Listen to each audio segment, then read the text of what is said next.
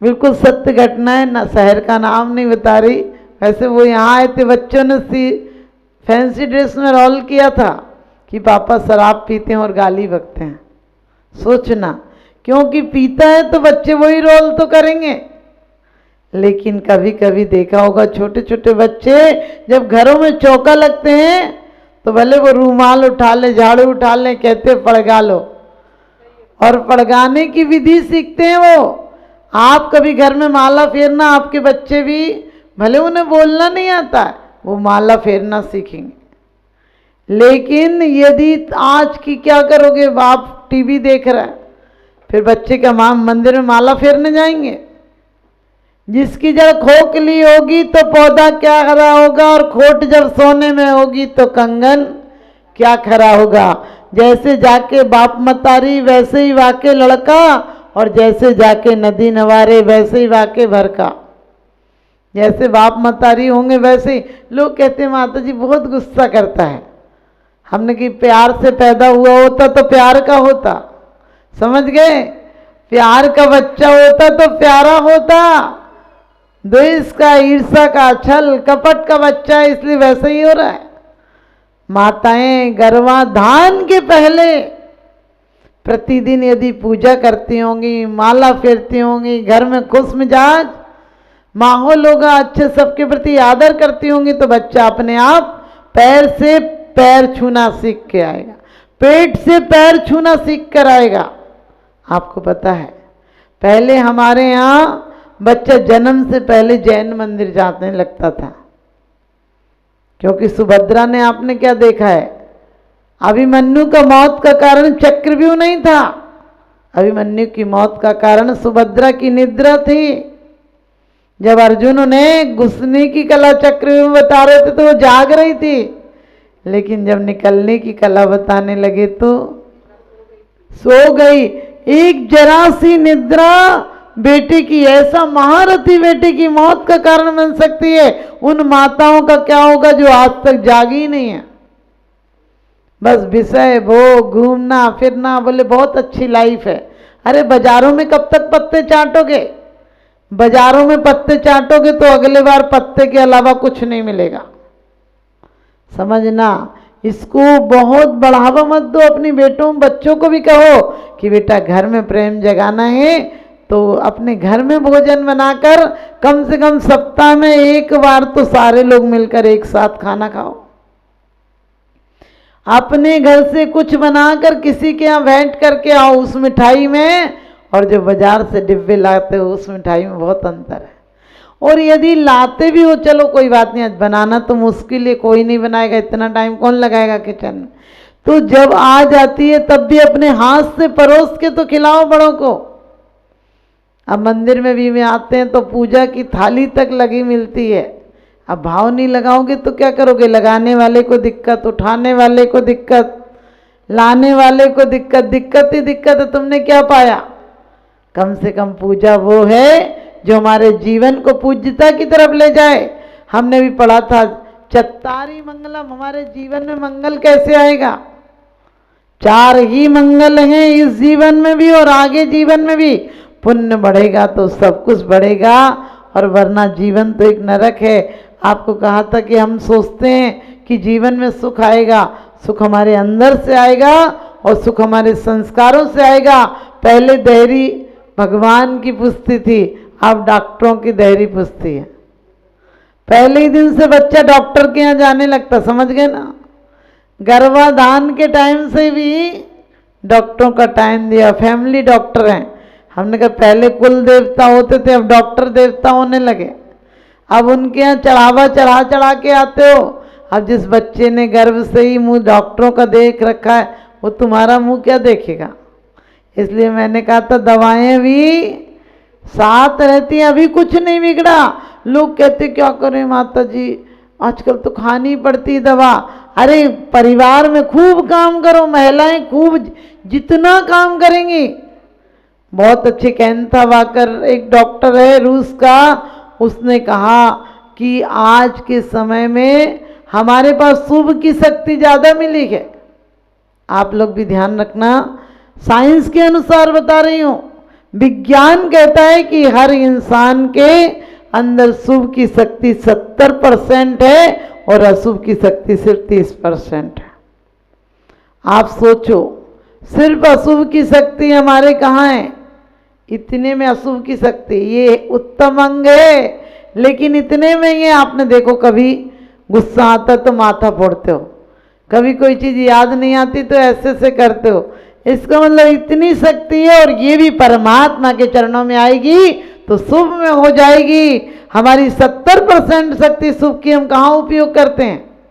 आपने देखना, हाँ, आशीर्वाद साधु देते तो कहाँ सर पर हाथ रख कर देते हैं, क्योंकि सिर्फ इतनी सी शक्ति अशुभ की है, और वो भी इसलिए हाथ रखते हैं कि उनकी ऊर्जा से तुम्हारा बंद स्विच ऑन हो जाए और तुम्हारा जीवन में वाकई में वो ऊर्जा जाग जाए। आपने देखा, कभी भी दुख में रहो और खुशी में रहो, आंसू दोनों में आते हैं। खुशी में आंसू आते हैं तो आपको हल्का कर जाते हैं, धन्यवाद से भर जाते हैं, और दुख में आते हैं तो कमजोर कर जाते हैं, ईर्ष्या और कलेश से भर जाते हैं। दुख में भी आप कांपते हैं और खुशी में भी कांपते हैं। दुख में भी मौन होता है और खुशी में भी कभी कभी ज़्यादा क्रोध आता तो बोला नहीं जाता तुमसे, और जब कभी ज़्यादा प्रेम हो, किसी से ज़्यादा प्रेम हो तो भी तुम्हारे शब्द नहीं निकलते हैं। आप कहते क्या बोलते, बोले ही नहीं गया कुछ, इसका मतलब प्रेम ज़्यादा था। अपनी शक्ति प्रेम की बढ़ाना, और वरना तो हमारी 70% शक्ति में से 10% शक्ति भी यूज में नहीं आती है। आप कहोगे कैसे नहीं आती? तो है माता जी, कहाँ, आज 24 घंटे में से कितनी देर शुभ का विचार करते हो? यहाँ पूजन करी और पूजन समाप्त होगी और यहीं छोड़कर विसर्जन ऐसे कर जाते हो जैसे पूजा ही कर विसर्जन पूरा हो गया। जबकि ये स्मृति, ये लाइनें, कम से कम 2 लाइनें कि पुष्प सुगंधी से क्या हुआ, ये बाहर वातावरण शुद्ध होगा, ये बल्ब से तो सिर्फ भौतिक चकाचौंध होगी, अंदर ज्ञान का बल्ब कब जलेगा? ज्ञान का बल्ब जलाने के लिए कोई जरूरी नहीं, तुम्हारे कुछ भी कामों में व्यवधान नहीं आएगा, उल्टे घर और सुंदर हो जाएगा। घर सुंदर हो जाएगा का मतलब तुम्हारे अंदर ऐसा आचरण हो जाएगा। अभी तो क्या, मंदिर में आए तो बहुत अच्छी बातें कर लेते, बाहर जाते हैं तो मंदिर में कोई कुछ तुमसे बुरा कह दे तो कहने निकल रहा हूँ, बाहर बता रहा हूँ, क्योंकि बाहर ही तुम तुरंत बदल जाते हो, जबकि तुम्हारे अंतरंग का जीवन बदल जाना चाहिए। तो आप सबको बहुत बहुत आशीर्वाद। और जन्म सबको मिलता है, लेकिन जीवन कम लोगों को मिलता है।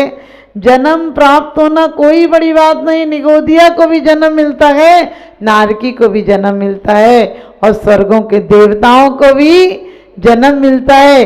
देवताओं से हमें शिक्षा लेना चाहिए कि सारे चतुर्निकाय देव सबसे पहले जिनेंद्र देव की अर्चना करने जाते हैं। अपने ऐसी गलत परंपरा है लोगों की, आजकल सुनती हूँ, बोले 50वीं शादी की सालगिरह मना रहा है, और बच्चे को पहले दिन मंदिर लाते हैं तो 4 लोग ले आते हैं।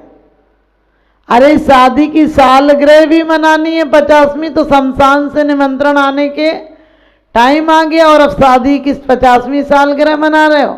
यदि मनाना है तो महाअनुष्ठान पूर्वक बनाओ, इंद्राणी बनकर बनाओ, लोगों को धार्मिक भावनाओं से जोड़ो, क्योंकि कहते नई खूबी, नए रंगत, नए अरमान पैदा कर, इस खाक के पुतले में भगवान पैदा कर, इस खाक के पुतले में भगवान पैदा कर। पहले आरती के दीप जलाते थे, चलो आज जन्मदिन है आरती करके आएंगे, आज केक कटवाते हो और मोमबत्तियां और बुझाते हो, अब उसके जीवन में अंधेरा ही तो होगा।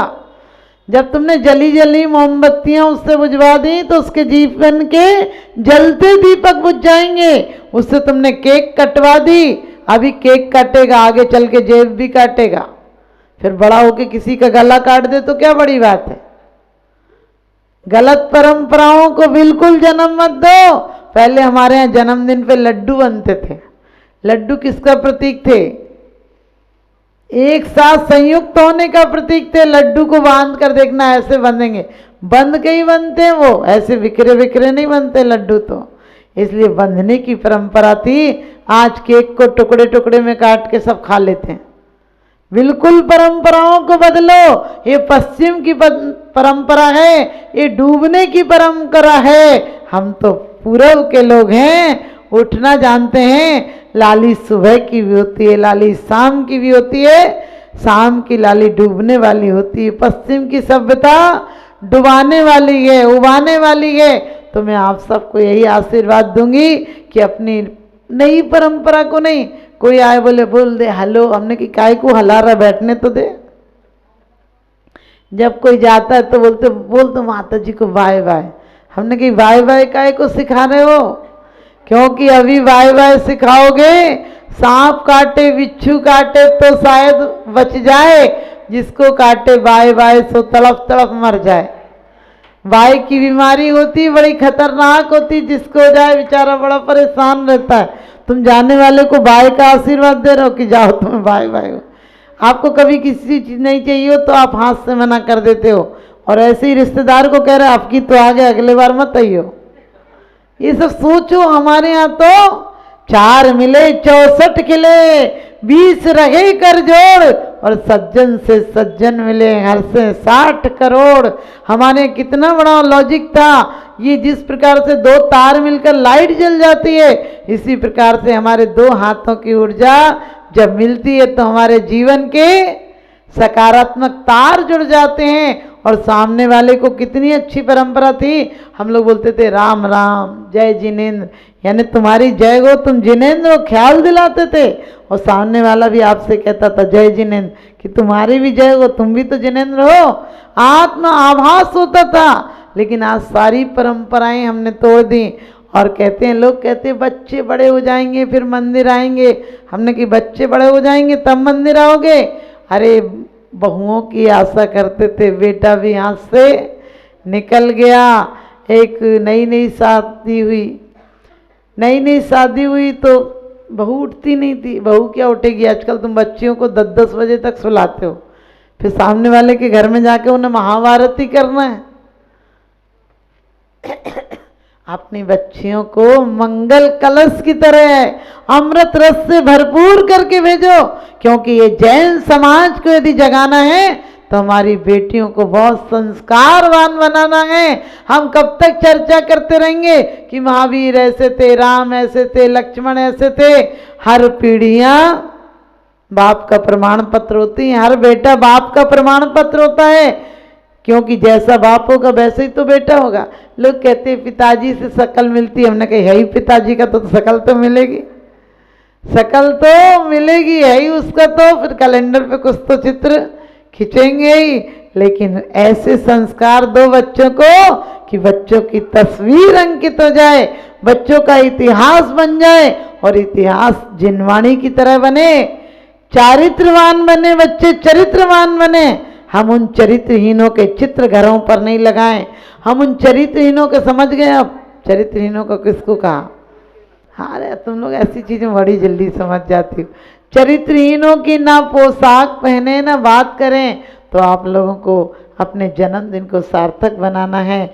और जिस प्रकार से कहा था बच्चे को 4 लोग मत लाया करो, अरे पहली बार 3 लोग के नाथ के मंदिर में आ रहा है, श्रावक कुल पा रहा है, श्रावक होने जा रहा है, पहली बार बच्चे को लाओ तो इतने महोत्सव से लाओ कि दुनिया को पता चले कि वाह, इनके घर में एक जैन श्रावक ने आज श्रावक धर्म स्वीकार किया है, पहली बार मंदिर गया है। इसलिए गलत परंपराओं को हटाओ, लेकिन अच्छी परंपराओं को लाओ। और आपको जन्मदिन पर, आज शशि भाभी का भी जन्मदिन, शादी की सालगिरह, बहुत अच्छी बात है। तो देखिए शादी की सालगिरह है, और लोग, आपको पता है शादी की सालगिरह में शादी किसे कहते हैं? शुरू में वाह वाह, बीच में हाय है, और तमाम जिंदगी तबाह तबाह, उससे कहते हैं विवाह।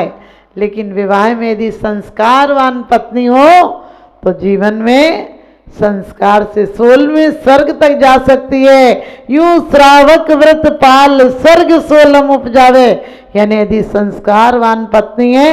मैं कहती हूँ पति थोड़ा बिगड़ा का मतलब कई बार होते संस्कारवान नहीं होते हैं, लेकिन पत्नी संस्कारवान आ जाती है तो पूरा घर धर्ममय बना देती है। एक औरत कम से कम 10 परिवारों को सुखद बना सकती है, क्योंकि वो उसकी बेटी, बहू, पीहर वाले, और आपको पता है पीहर वालों का भी नाम कर देती है। तो आप लोगों की, क्योंकि 7 फेरे होते हैं, 6 फेरे में लड़की आगे होती है, 7वें में पति को आगे कर देती है। वो कहती है यदि मैंने सिर्फ घर के काम किए, धर्म नहीं किया, तो मैं 6वें नरक तक जाऊंगी, लेकिन मैं ही अकेले काहे को जाऊं, तू लाया तू 7वें तक जाइए, इसलिए उसे आगे कर देती है। लेकिन दाम्पत्य जीवन यदि सही ढंग से चले, परिवारों में संकलित मत करो, जो है इतना भी छूटेगा, बांट मिलकर रहो, बांट कर खाओ, सही जीवन का आनंद उठाओ। तो आज उन्होंने कितना शुभ काम किया है कि आज के दिन विधान करने आए हैं, जो जीवन के व्यवधान समाप्त कर देगा। उन्हें बहुत बहुत आशीर्वाद। और कहते उनकी बहुत आस्था रहती, जब तक मैं आगरा रही डेली भक्ति में भाभी आती थी, कभी कभी तो 10-10 किलोमीटर दूर भी हम वहाँ तो भी आती थी। तो उनको बहुत बहुत आज शादी की सालगिरह पर पूरे परिवार को बहुत बहुत आशीर्वाद।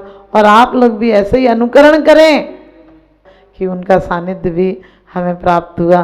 तो आप सबका व्यवधान समाप्त करें, आपके जीवन की आरती को समाप्त करें, इन्हीं शुभ भावनाओं।